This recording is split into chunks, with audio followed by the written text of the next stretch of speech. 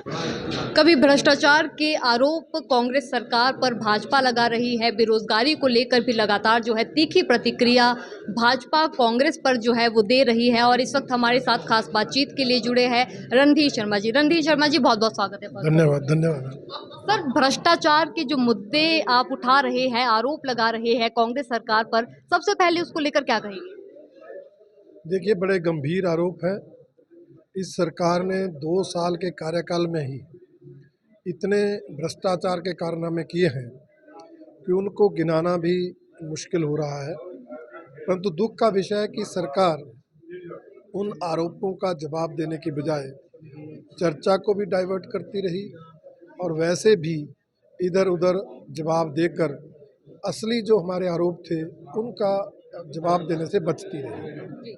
CM Sukhu कह रहे हैं जब आंकड़े पेश किए तब आप जो है वॉकआउट कर रहे हैं, भाग रहे हैं आंकड़ों से, क्या कहेंगे?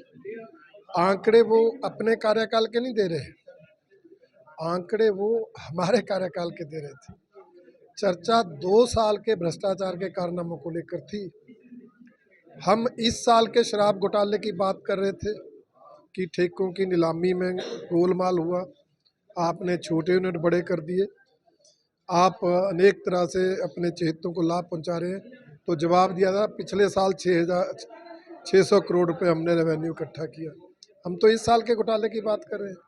हम बात कर रहे हैं कि आपको मुख्यमंत्री कार्यालय में 25 करोड़ देने की बात आई और उसके एवज में उस कंपनी को आपने अनेक तरह के लाभ दिए।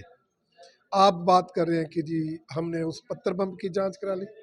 जांच तो इस बात की कराओ कि आपके कार्यालय में 25 करोड़ आया कि नहीं आया, और आया तो फिर आपने उसको लाभ, नहीं आया तो आपने उसके लाभ क्यों दिए। तो ऐसे अनेक विषय हैं जिन पर गंभीर आरोप है और प्रमाण है, तथ्य है, परंतु सरकार जवाब देने की बजाय जो है उल्टा पिछली सरकार को दोषी ठहराती रही।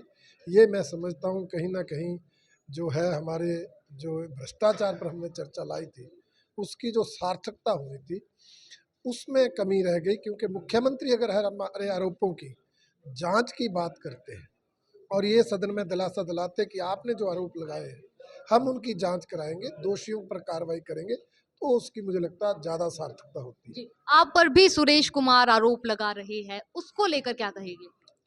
मेरे नाम से तो उन्होंने कोई आरोप नहीं लगाया है और जो वो बात कह रहे थे मैंने सदन में उसी समय जवाब दिया और मेरे जवाब के बाद विधानसभा अध्यक्ष महोदय ने उनके सवालों को ही डिलीट कर दिया। इसका मतलब आरोप बिल्कुल निराधार, झूठे थे, असत्य थे। मुर्गा प्रकरण या समोसा प्रकरण हिमाचल की सियासत में यही है। कहीं ना कहीं आपको नहीं लगता कि विपक्ष जो है जनता के मुद्दों पर इतना ध्यान नहीं दे रही है? देखिए, जनता से जुड़े मुद्दे हैं, समझने की बात है। जंगली मुर्गा जो है प्रोटेक्टेड वाइल्ड बर्ड है।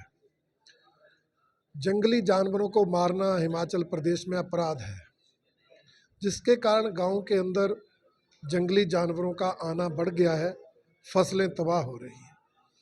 दूसरी तरफ मुख्यमंत्री खुद अपने रात्रि भोज में जंगली मुर्गा मीनू में लिखवाएं और फिर वो बने, फिर वो परोसा जाए, तो मुझे लगता है ये इस बात का नहीं है कि भी वो जंगली मुर्गा एक हास्य का बात है, एक प्रतीक है कि जो वाइल्ड लाइफ एक्ट में प्रावधान है उसके उल्टा खुद मुख्यमंत्री करे और एक किसान अगर वो जंगली जानवर को मारता तो उस पर वो जुर्माना लगता है।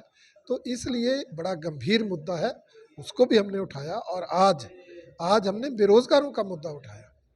लैंड सीलिंग एक्ट को लेकर पक्ष हो या विपक्ष हो, बचता हुआ नजर आ रहा है, कुछ कह नहीं रहा है, इस पर आप क्या कहेंगे? नहीं, कोई बचता नजर नहीं आ रहा है।